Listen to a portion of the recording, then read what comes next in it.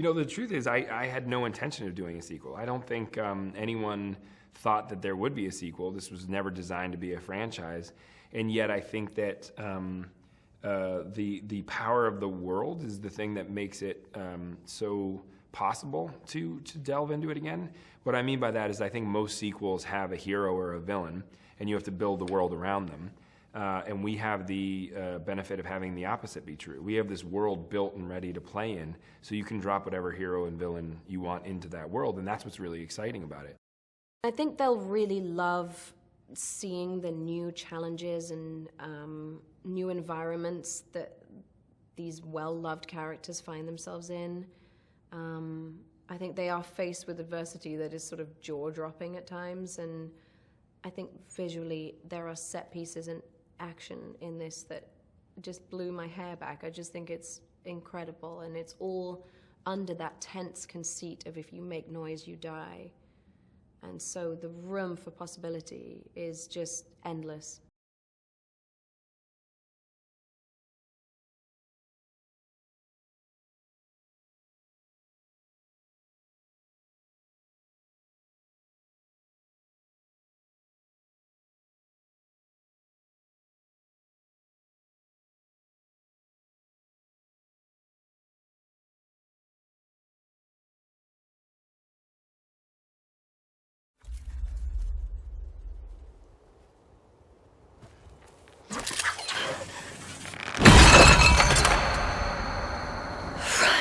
We definitely get to experience much more than we did in the first one, but my goal, again, in order to respect the audience, was I didn't want to just do a movie that was bigger and flashier. I wanted to do a movie that the story and the characters dictated everything. So when you leave the path, yes, we're going into the unknown, yes, we're leaving the farm, but we're leaving the farm because the family has to leave the farm.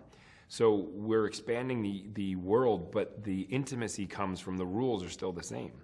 I think the fun of this movie is putting them out in the world and saying, how are you going to not only survive and stay quiet, because what the slate that wasn't wiped clean is the rules of the movie.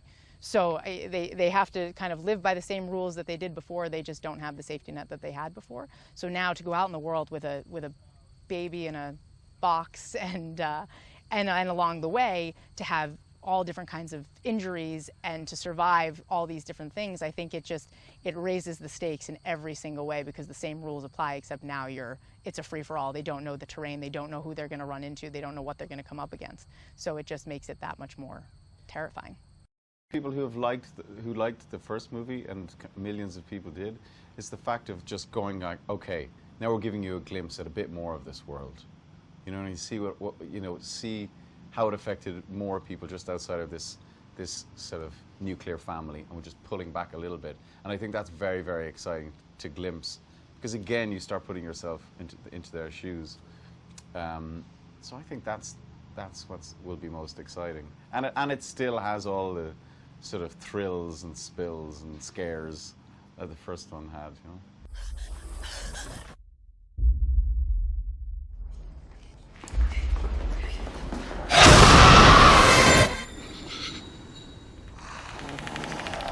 I think that broken promise is a really harrowing experience for the kids, but ultimately I think it's a very powerful message that we see generationally. What happens within this family is that the kids forge ahead, is that the kids have to grow up, they have to take charge.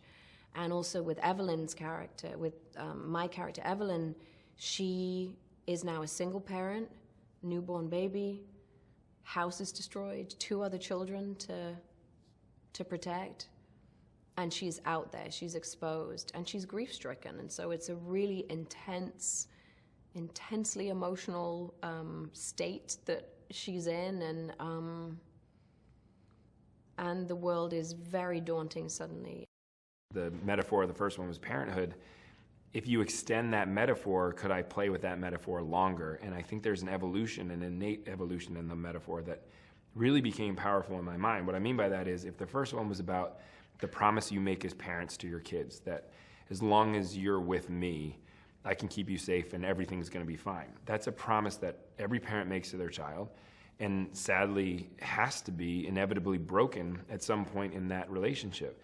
And so I thought, when that promise is broken, that's growing up. And so when you let your kids go out into the world on their own, that's what growing up's all about. And so that's what the metaphor of the second one became, the idea of these kids and this family dealing with loss, dealing with their safety net being taken from them. Well, I think because the first movie was so sort of intimate, and it's pretty much like one location for the most part, and it's a very, very clever way of setting up a world which was set up, but we only got to see glimpses of what had happened sort of outside of their tiny little existence. And I think in this movie he just goes slightly wider, and you can see it slightly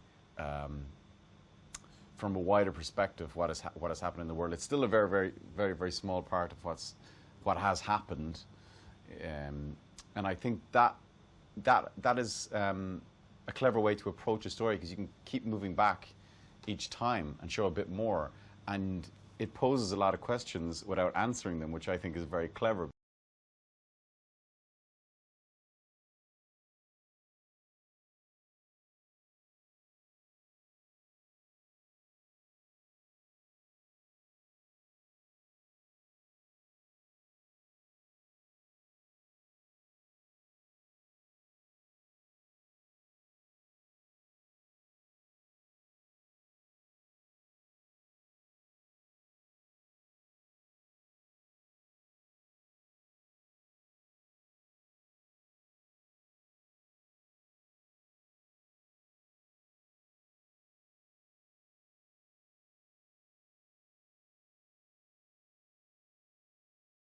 I think, honestly, because you've already had the first one,